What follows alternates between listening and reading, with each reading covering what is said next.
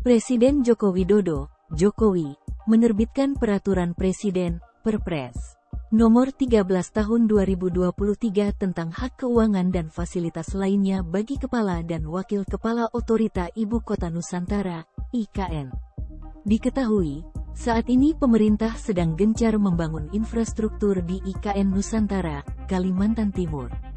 Dilansir dari kompas.com, dokumen Perpres tersebut didapatkan dari laman Jaringan Dokumentasi dan Informasi Hukum Kementerian Sekretariat Negara, www.jedih.setnek.go.id.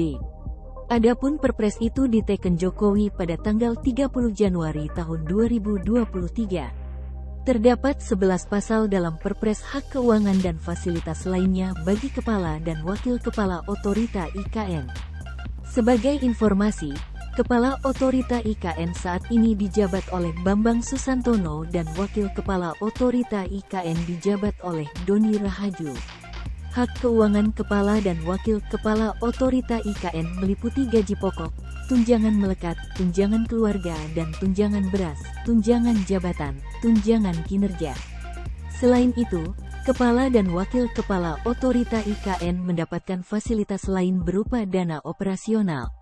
Pasal 8 menyebutkan, pemberian hak keuangan dan fasilitas lainnya Kepala Otorita Ibu Kota Nusantara dan Wakil Kepala Otorita Ibu Kota Nusantara bersumber dari anggaran pendapatan dan belanja negara.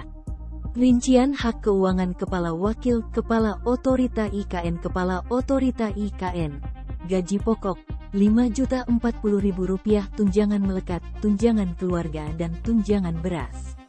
Rp648.840 tunjangan jabatan, Rp13.608.000 tunjangan kinerja, Rp153.422.000. Dengan demikian, besaran hak keuangan yang diterima sebesar Rp172.718.840 per bulan. Wakil Kepala Otorita IKN, gaji pokok, Rp4.899.300.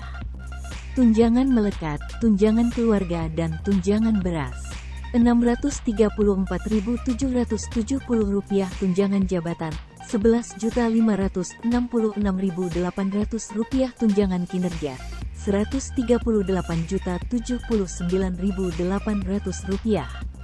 Totalnya, besaran hak keuangan yang diterima sebesar Rp155.180.670 per bulan. 2. Fasilitas lainnya, Kepala Otorita IKN dana operasional, Rp178 juta. Wakil Kepala Otorita IKN dana operasional, Rp145 juta. Dana operasional diberikan dengan ketentuan sebesar 80% secara lump sum dan sebesar 20% untuk dukungan operasional lainnya. Sebelumnya, Kepala Badan Otorita IKN Bambang Susantono mengatakan pembangunan infrastruktur yang terus berjalan. Beberapa infrastruktur yang telah selesai 100% adalah Jalan Lingkar Sepaku 1, 2, dan 3. Di sisi lain, pembangunan gedung di kawasan inti pusat pemerintahan, KIP, juga telah dimulai, termasuk Istana Kepresidenan, Kantor Presiden, dan Sekretariat Presiden.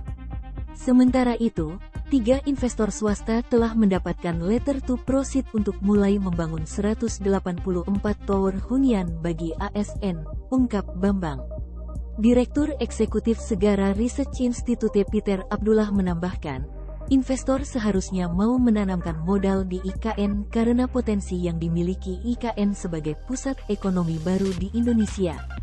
Menurutnya, para investor dapat melihat masa depan dari IKN. Seperti para investor yang menanamkan modalnya di BSD sekitarnya beberapa puluh tahun lalu, sekarang mereka sudah menikmati hasil investasinya, katanya.